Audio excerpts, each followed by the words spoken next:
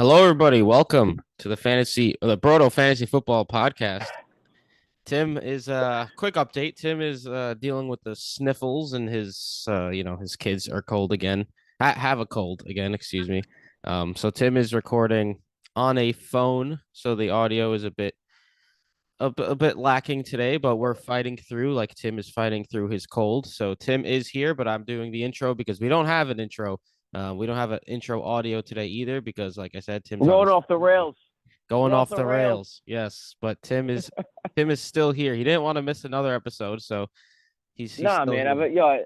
Dude, like, first of all, go to patreon.com/fantasy and, download the app, all that. But I got to just get this off my chest right away because, dude, for those of you who are parents who are listening, you will understand. I only became a parent like 2.5 years ago. I am in no way a veteran yet, but I will tell you something right now. This is how it happens. Listen to so on Saturday, we had a little kid's birthday party. It was a 3-year-old's birthday party, and we live in Astoria, New York, and Astoria, New York is like a gentrified area. So like it used to be like Greek and Italian and like Egyptian immigrants, and now it's like luxury condos and people from Idaho. But anyway, you have this, so they rented out a spot, and no, you won't believe me, but this spot to have a little kid's birthday party for about 2 hours, you're looking at around $1,000, right? You're looking at a ridiculous price. So with that being said, the birthday boy, was sick, Oh boy. and now I'm sick. And this is how it happens. This is how it happens because the parents didn't want to give up their $1,000, which I totally understand. So they had the party anyway, and now here I am sniffling. My youngest is sniffling. Dennis is sniffling. My wife is sniffling. Everyone's sniffling. It's a house of sniffles. And you guys just got over a sickness like a week and a half ago too. Dude, that was the sniffles is nothing compared to that. Yeah. Whatever that was, I think it was roseola. Like that was next level. That was I cannot be on the podcast. But today, I apologize for the sniffly voice, and I apologize for the talking over the phone because I know for me, like whenever I hear someone on a podcast with like a little sniffly voice, like it doesn't bother me too much, but like my eyes water a little bit. Does that happen to you? Well, listening to people with the sniffles? No, Not weirdo. not not like eyes watering in like a crying way, but like my body's like, oh, sniffles are around, like like I like feel Yeah. my nose start to tickle. You know what I mean? You're a character, Tim. You're a character. Well, I can't be the only person that does that. If you have that, if you feel that, let me know right now in the Yeah, podcast. please But do anyway, because Tim's a weirdo who reacts to he visualizes thing and reacts like he almost got seasick watching Moana. oh my god, why do you have to tell the public about this kind of stuff? That's exactly what Yeah, I thought that of. I am extremely seasick, and I was watching Moana, bro, and I started getting like a little sour tummy. A little loopy.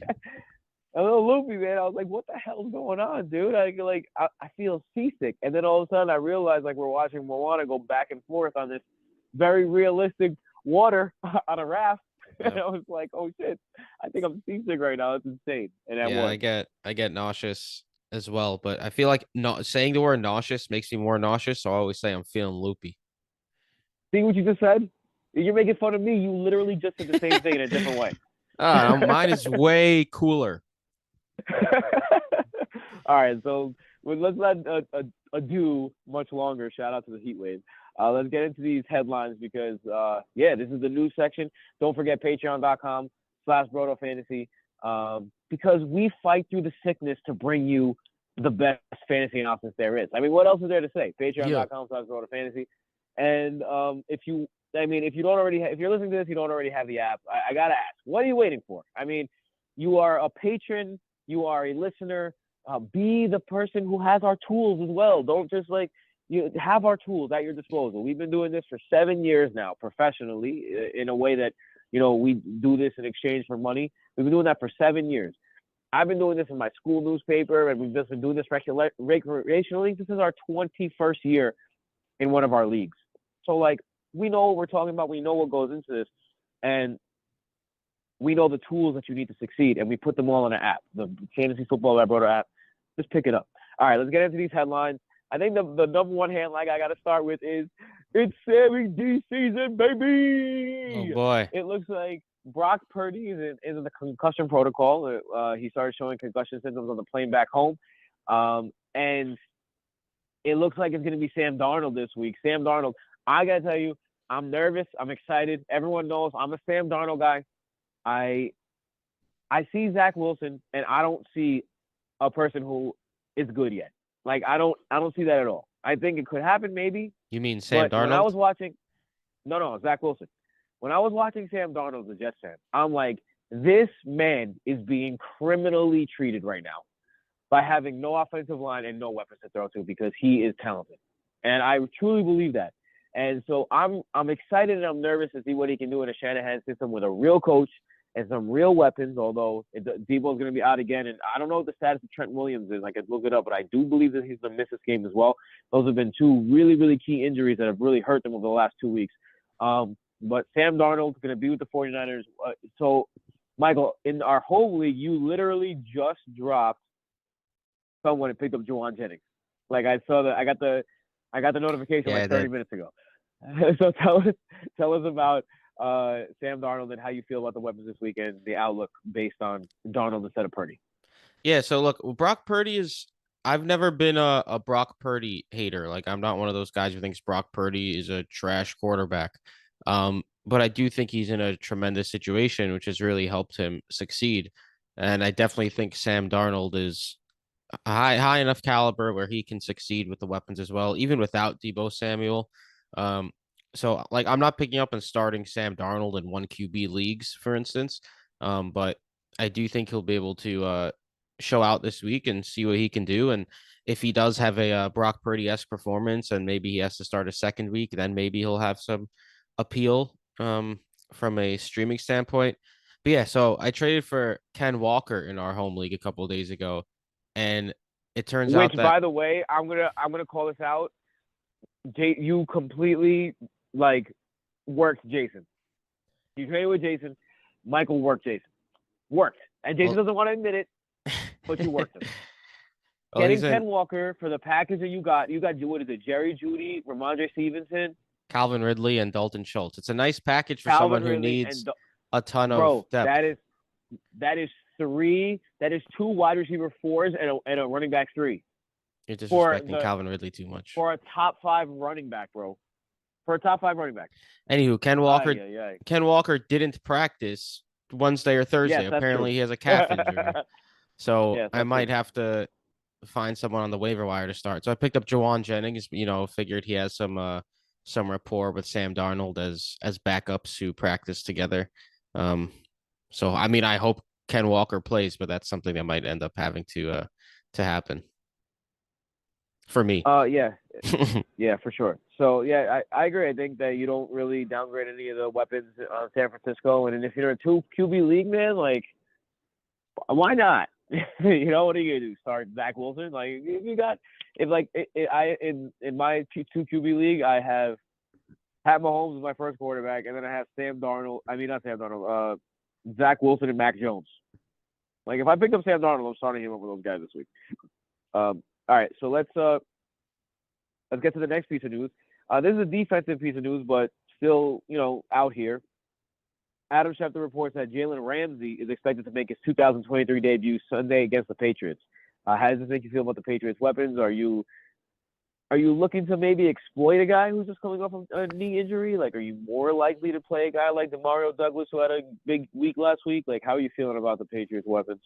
I mean, even if Jalen Ramsey returns, you can't expect a full allotment of snaps, and he's older, and he hasn't been like Jalen Ramsey level Jalen Ramsey for a couple of years now, so I'm not letting it affect anything. I mean, you don't want to trust the Patriots wide receiver to begin with. Kendrick Bourne has been pretty solid though, but like I'm not considering Jalen Ramsey at all when like thinking about the weapons for New England.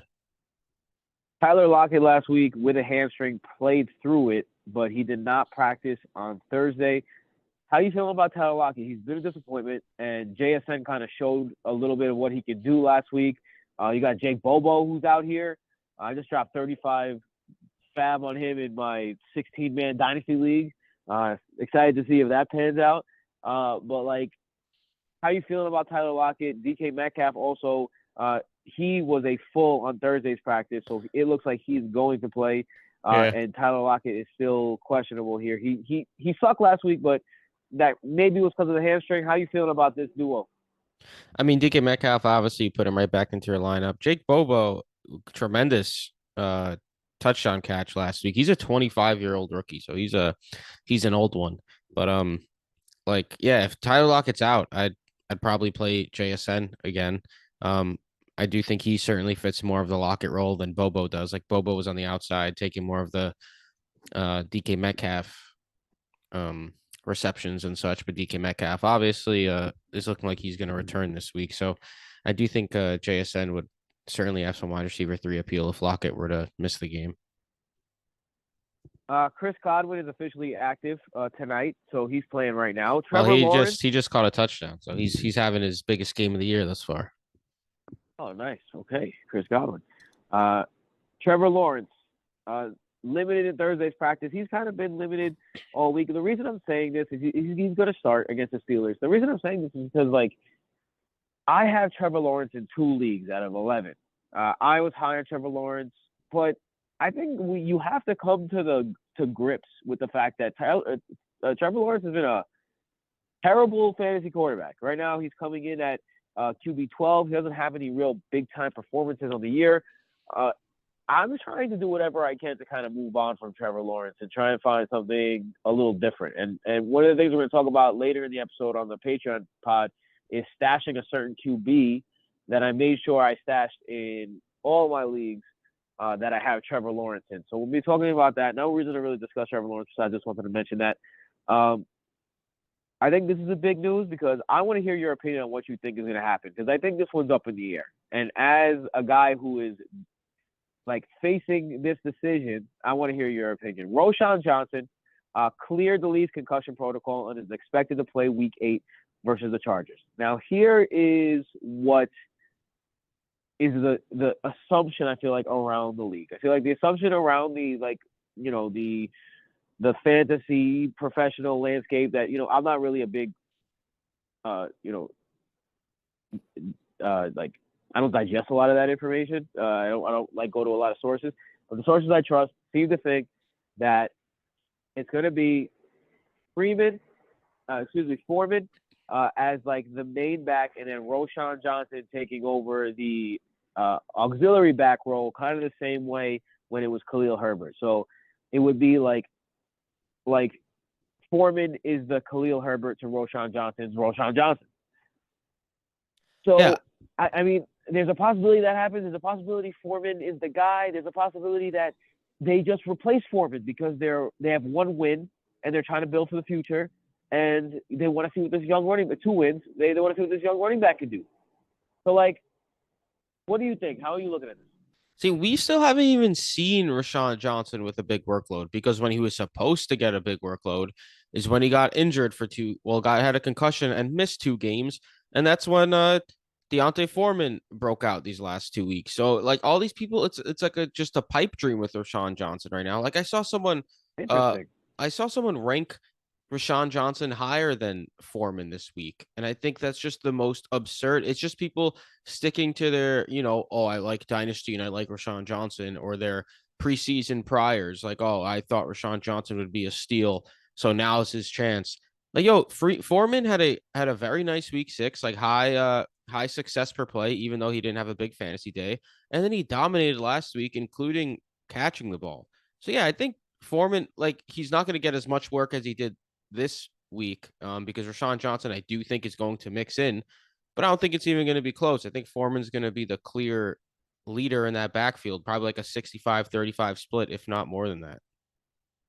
Wow. Okay, so that makes me feel good. I'm not gonna lie, but it should be noted about what the splits He looked might like lose last week. pass catching work, which would not be ideal. But like if Rashawn Johnson were out, I'd probably rank Foreman around like RB 15.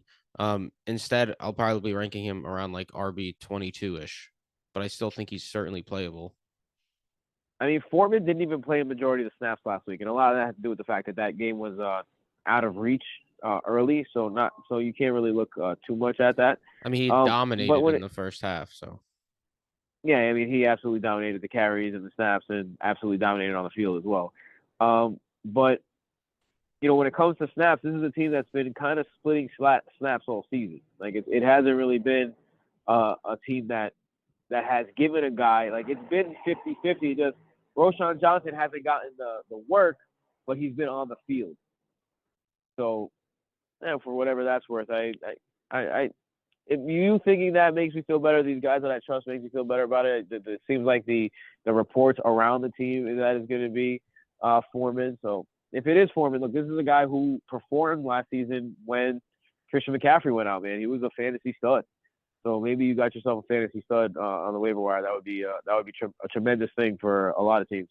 Odell Beckham Jr. was limited in Thursday's practice. Who gives a flying fadoodle, as Michael would say? OBJ, he did have his best game of the year this past week, but yeah, he's nowhere near fantasy relevant at the moment. And then we got TJ Hockenson, upgraded to limited participant in Thursday's practice. He got a did not practice on Wednesday. How you feeling about TJ Hockenson this week? I mean, you have TJ Hawkinson, you play TJ Hawkinson. I don't think anyone's ever considered sitting Hawk. So I mean, there's some really good matchups this week. We'll go over our rankings review, but I got TJ Hawkinson down by tight end 6, which usually he's up by tight end 3, but like Darren Waller has a fantastic matchup against the Jets this week, and there's Jake Ferguson has a unbelievable matchup. I'm trying to stream Jake Ferguson wherever I can. So, I mean, it's I got him a little lower than usual, but he's always in the top 6.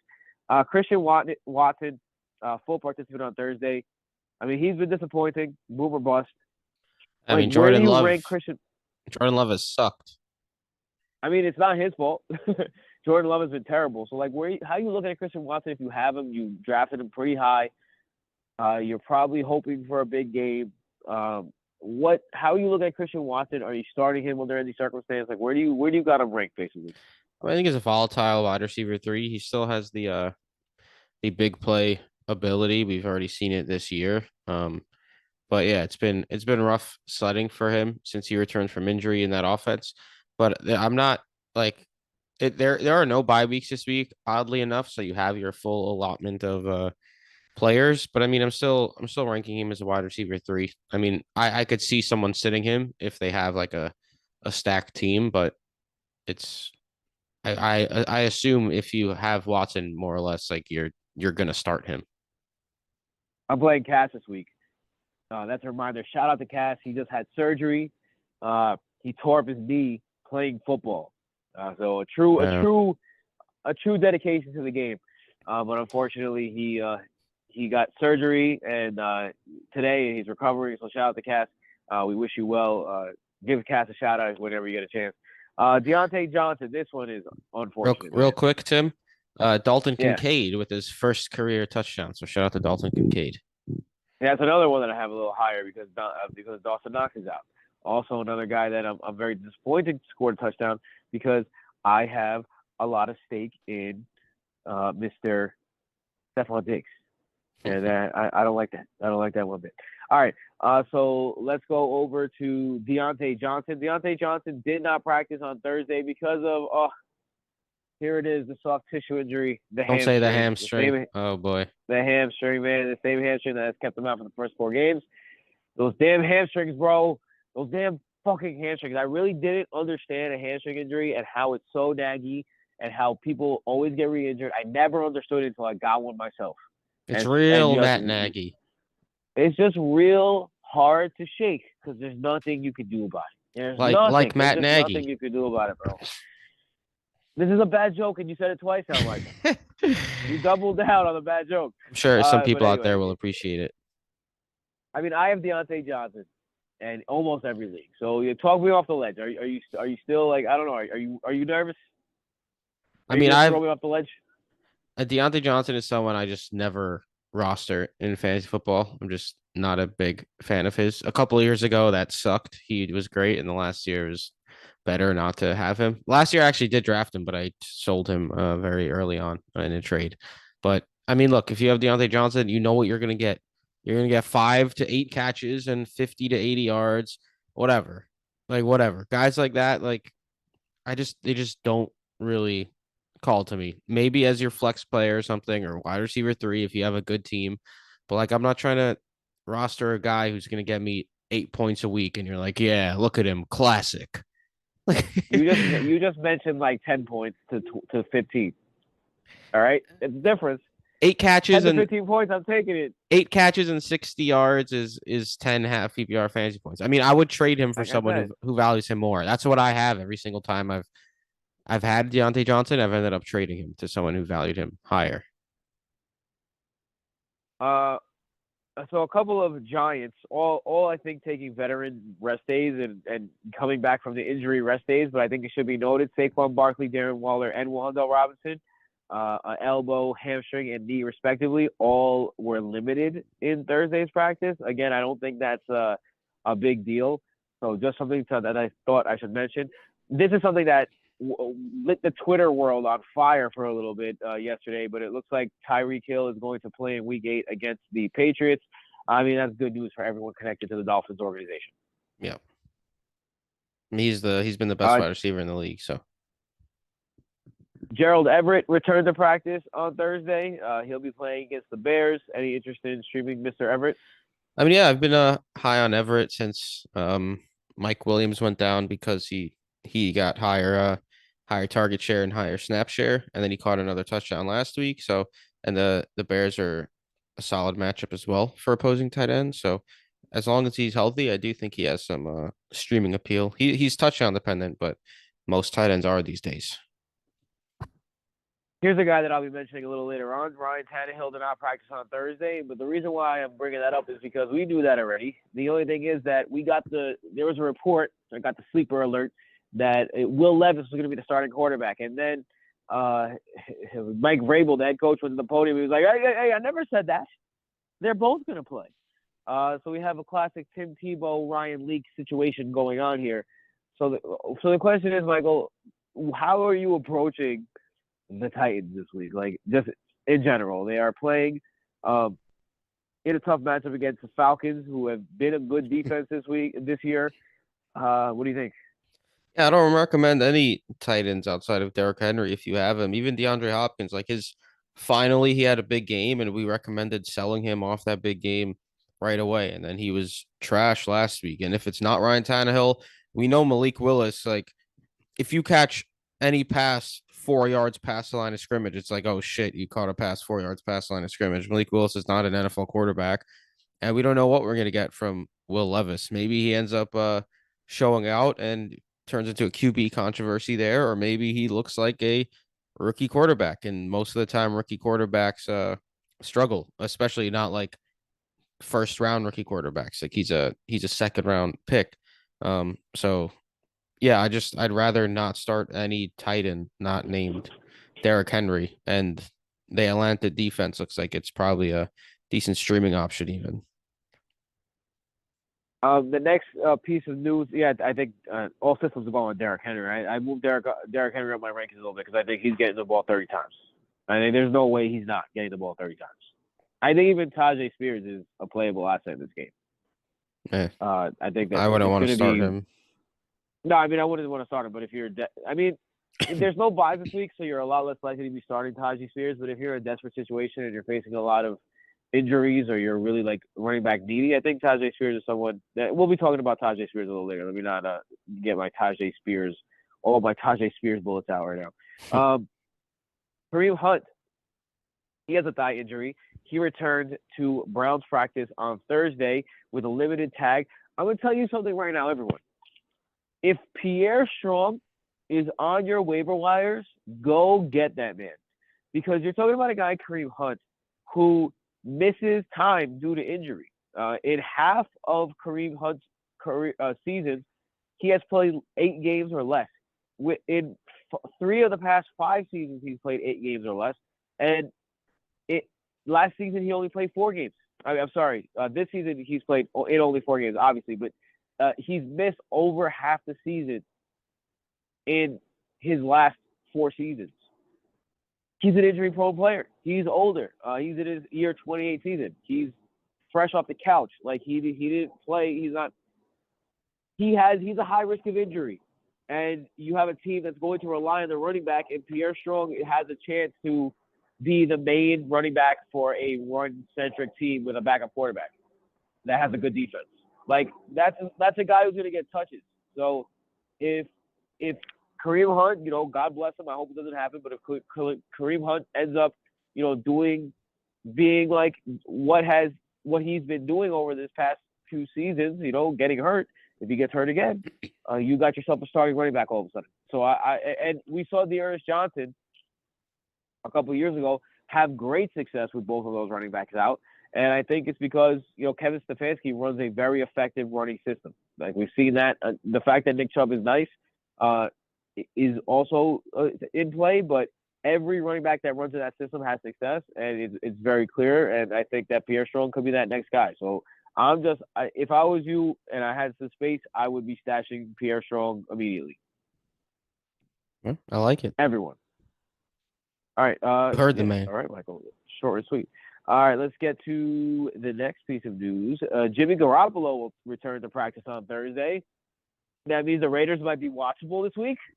Yeah, last week getting absolutely demolished by a Bagent-led Chicago Tyson Bagent-led Chicago Bears team is not something that I don't think anyone expected the Raiders to pull out last week, even without Jimmy G. But man, that was an embarrassing loss. Yeah, that was to get blown out in that situation. Just Curtis Samuel's back in practice. He's been a nice surprise this year. Raheem Mostert returned to practice.